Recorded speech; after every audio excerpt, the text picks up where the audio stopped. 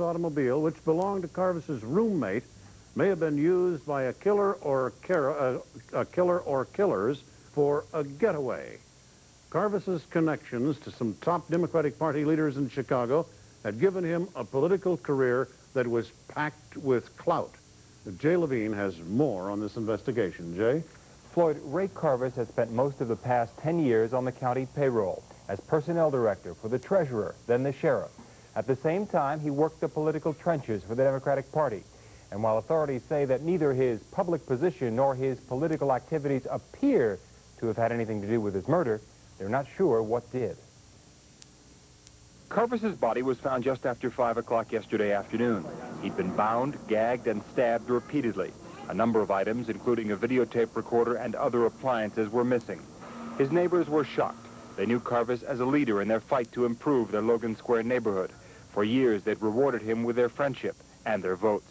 For candidates like Richard Elrod, a former boss, Ed Roswell, a former boss and roommate, and Alan Rosen, the former judge who committed suicide on Monday. Carvis worked against Alderman Ray Figueroa, but joined forces after he won. He was very, very active.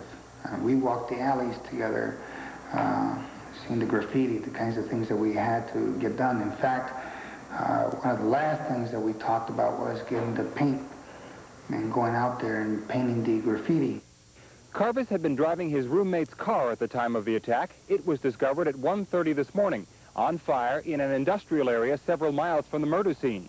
2 people were seen running nearby, but police don't know who they are or whether they have any connection to the murder. There was no forced entry into the building, so either the doors were open or unlocked, or the victim allowed him an entrance into the home. Have you concluded the motive was robbery, or could have been a personal thing, or both, or what?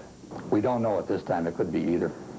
At this point, police hope they'll hear from someone who might have seen the killer or killers loading the stolen items into Carvis's car. That may well have been the only clue that anything was wrong on North Sawyer about this time yesterday. While Carvis's political clout remained constant, his personal finances were uncertain. A failed business partnership with Roswell was a big blow to both.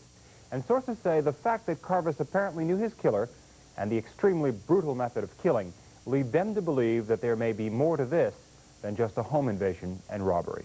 Floyd? Can they expand on that, on what more that might be? Not publicly, Floyd. They're not letting out too many details on the murder because they still have people they want to interrogate. They still have people coming to them with information. And if everything is out in public, they say they have no leverage. Okay, thank you, Jay. The Chicago City Council has passed an ordinance today requiring most private clubs in Chicago to allow... Police found a smoldering car belonging to Carvis's present roommate. A fire apparently set to destroy evidence. Police aren't saying much else. He was stabbed many, many times, but I won't go into any other details of that. Carvis was a Democratic precinct captain in the 31st Ward. 76 suspected members of Chicago area street gangs indicted on